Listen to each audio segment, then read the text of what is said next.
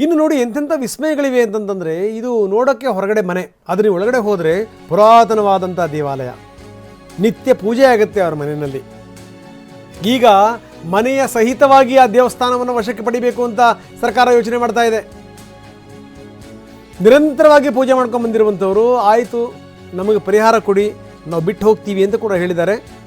ಇದು ಈಶ್ವರ ದೇವಸ್ಥಾನ, ಚಾಲುಕ್ಯರ ಕಾಲದ್ದು ಅಂತ ಹೇಳಲಾಗುತ್ತೆ. ನೋಡಿ, ಈ ಮನೆ ತೋರಿಸ್ತಾ ಇದ್ದೀವಲ್ಲ, ಈ ಮನೆಯ ಒಳಗಡೆನೇ ದೇವಸ್ಥಾನ ಇದೆ. ಇದು ನೋಡಿ ಟೆಂಪಲ್. ಯಾರಾದರೂ ಅಂದ್ಕೊಳ್ಳಿಕ್ಕೆ ಸಾಧ್ಯನಾ? ಕಾಶಿಯಲ್ಲಿ ಇದನ್ನೆಲ್ಲ ನೋಡಿದ್ವಿ. ಬನ್ನಿ, ನಮ್ಮ ಪ್ರತಿನಿಧಿ ಸಂಜೀವ್ ಅಲ್ಲಿಂದ ಒಂದು ಪ್ರತ್ಯಕ್ಷ ವರದಿ ಕೊಟ್ಟಿದ್ದಾರೆ, ನೋಡೋಣ. ಐತಿಹಾಸಿಕ ಶಿಲ್ಪಕಲೆಗಳ ತವರು ಲಕ್ಕುಂಡಿ ಗ್ರಾಮದಲ್ಲಿ ಸಾಕಷ್ಟು ಐತಿಹಾಸಿಕ ದೇವಸ್ಥಾನಗಳು ಹುದುಗಿ ಹೋಗಿದೆ. ಈ ನಿಟ್ಟಿನಲ್ಲಿ TV9 ಕೂಡ ಐತಿಹಾಸಿಕ ದೇವಸ್ಥಾನಗಳು ಎಲ್ಲೆಲ್ಲಿ ಯಾವ್ಯಾವ ಅವರ ಸ್ಥಿತಿಗತಿ ಇದೆ ಅನ್ನೋದ್ರ ಬಗ್ಗೆ ರಿಯಾಲಿಟಿ ಚೆಕ್ಕನ್ನು ಮಾಡ್ತಾ ಇದೆ. ಇವತ್ತು ನಾವು ಲಕ್ಕುಂಡಿ ಗ್ರಾಮದಲ್ಲಿ ಈಗ ನಾವು ಇದ್ದೀವಿ, ನೋಡ್ಬೋದು. ಇದು ಪುರಾತನವಾದಂತಹ ದೇವಸ್ಥಾನ. ಇದು ಒಂದು ಮನೆಯ ಆವರಣದಲ್ಲಿ ಇರುವಂಥ ದೇವಸ್ಥಾನ. ಇದು ಯಾವ ಕಾಲದ್ದು ಅಂತಂದ್ರೆ ಕಲ್ಯಾಣ ಚಾಲುಕ್ಯರದು ಇರಬಹುದು ಅನ್ನೋದಕ್ಕೆ ಇವೆಲ್ಲ ಸಿಂಬಲ್ ನೋಡ್ಬೋದು. ಇಲ್ಲೆಲ್ಲ ಯಾವ ಥರ ಶಿಲೆಗಳಿದಾವೆ ಅಂತೇಳಿ ಎಲ್ಲವೂ ಕೂಡ ಭಗ್ನಾಗಿ ಹೋಗಿಬಿಟ್ಟಿದ್ದಾವೆ. ಇವೆಲ್ಲ ನೋಡ್ಬೋದು. ಇದು ಸಿಂಹ, ಆನೆ ನೋಡಿದ್ರೆ ಇದು ಕಲ್ಯಾಣ ಚಾಲುಕ್ಯರದ ಕಾಲದ್ದು ದೇವಸ್ಥಾನ ಅಂತ ಅನ್ನೋದು ಈಗ ಮೇಲ್ನೋಟಕ್ಕೆ ಕಂಡು ಬರ್ತದೆ. ಇವೆಲ್ಲ ಭಾಗದಲ್ಲಿ ನೋಡಬೇಕು, ಎಲ್ಲ ಯಾವ ಭಾಗದಲ್ಲಿ ಎಲ್ಲ ನೋಡ್ಬೋದು. ಯಾವ ಥರ ಒಂದು ಕಲೆಗಳು ಎಲ್ಲ ಸಂಪೂರ್ಣ ಭಗ್ನವಾಗಿ ಹೋಗಿದೆ. ಇದು ಕಲ್ಯಾಣ ಚಾಲುಕ್ಯರು ರಾಷ್ಟ್ರಕೂಟರದ ಕಾಲದ್ದು ದೇವಸ್ಥಾನ ಇರ್ಬೋದು ಅಂತೇಳಿ ಈಗ ಇವೆಲ್ಲ ಏನು ಶಿಲ್ಪ ಕಲೆಗಳನ್ನು ನೋಡಿದ್ರೆ ಗೊತ್ತಾಗುತ್ತೆ. ಇದು ಈ ಒಂದು ಮನೆಯ ಆವರಣದಲ್ಲಿ ಇರುವಂಥ ದೇವಸ್ಥಾನ. ಹೊರಗಡೆ ನೋಡಿದ್ರೆ ಮನೆ, ಒಳಗಡೆ ಬಂದು ನೋಡಿದ್ರೆ ಇದು ದೇವಸ್ಥಾನ ಒಳಗಡೆ ಕಾಣುತ್ತೆ. ಇದು ಈಗ ಸದ್ಯಕ್ಕೆ ಪುರಾತನದ ಇತಿಹಾಸಕಾರರು ಹೇಳ್ಬೋದು ಅರ್ಧನಾರೇಶ್ವರ ದೇವಸ್ಥಾನ ಇರಬಹುದು ಅಂತೇಳಿ ಈಗಾಗಲೇ ಇತಿಹಾಸಕಾರರು ಹೇಳ್ತಾ ಇದ್ದಾರೆ. ಈಗ ಇತ್ತೀಚಿನ ದಿನಗಳಲ್ಲಿ ಬೇರೆ ಬೇರೆ ಏನು ದೇವಸ್ಥಾನಗಳ ಒಂದು ಮೂರ್ತಿಯನ್ನು ಪ್ರತಿಷ್ಠಾಪನೆ ಮಾಡಿದ್ದಾರೆ. ಇಲ್ಲಿ ನಿತ್ಯ ಕೂಡ ಇದೇ ಏನು ಆವರಣದಲ್ಲಿ ಇರುವಂಥ ಒಂದು ಕುಟುಂಬದವರು ಈಗ ಪೂಜೆ ಪುನಸ್ಕಾರ ಮಾಡ್ತಾರೆ.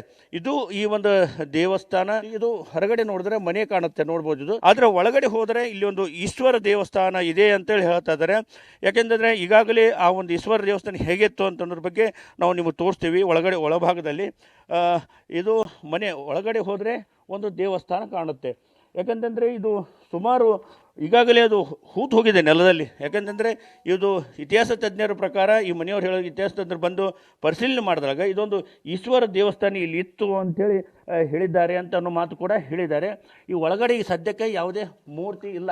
ಯಾಕಂದರೆ ಸುಮಾರು 10-11ನೇ ಶತಮಾನದ ಕಾಲದಲ್ಲಿರುವಂಥದ್ದು ಈಗೆಲ್ಲ ಸಂಪೂರ್ಣ ಇದು ನೆಲದಲ್ಲಿ ಹೋಗಿಬಿಟ್ಟಿದೆ. ಸುಮಾರು ಈ ಒಂದು ದೇವಸ್ಥಾನ ಅಂತಂದರೆ ಅದು ಏನು ಫೌಂಡೇಶನ್ನಿಂದ ಮೇಲೆ ನೋಡಿದ್ರೆ ಒಂದು 10 ಫುಟ್, ಕೆಳಗಡೆ ಒಂದು 4ರಿಂದ 5, ಒಟ್ಟು 10ರಿಂದ 15 ಅಡಿ ಫೂಟ್ ಮೇಲೆ ಇರಬೇಕು. ಆದರೆ ಇದು ಎಷ್ಟು ಪ್ರಮಾಣದಲ್ಲಿ ಹೋಗಿದೆ ಅನ್ನೋದ್ರ ಬಗ್ಗೆ ನಾವು ಕೂಡ ಇಲ್ಲಿ ನಾವು ತೋರಿಸ್ತೀವಿ. ಒಳಗಡೆ ದೇವಸ್ಥಾನ ಪ್ರವೇಶ ಮಾಡುವಂಥ ಕಂಬಗಳು ಈಗ ನೋಡಿದ್ರೆ ಸುಮಾರು 3-4 ಅಡಿ ಅಷ್ಟೇ ಒಳಗಡೆ. ಈಗ ನೋಡಿದ್ರೆ ಇದು ಸುಮಾರು ಒಂದು 10 ಅಡಿ ಈಗ ಇದು ನೆಲದಲ್ಲಿ ಈ ಒಂದು ಈಶ್ವರ ದೇವಸ್ಥಾನ ಅಂತ ಹೇಳ್ತಾರೆ. ಅದು ಸಂಪೂರ್ಣ 10 ಅಡಿ ಒಳಗೆ ಹೋಗ್ಬಿಟ್ರೆ ಈಗ ಇಲ್ಲಿ ಈ ಒಂದು ದೇವಸ್ಥಾನದಲ್ಲಿ ಇಲ್ಲಿ ಮನೆಗಳಿದ್ದಾವೆ.